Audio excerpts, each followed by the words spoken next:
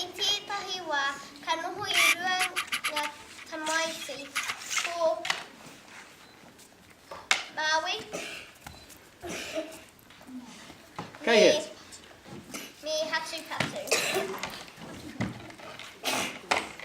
I tētahi pō, ka titiroa Maui me Hatu Patu ki te rangi. Tētero ki te rangi. O, kia rangi nei. Ai, hea tākua ngā piatata o ngā whitu. Mata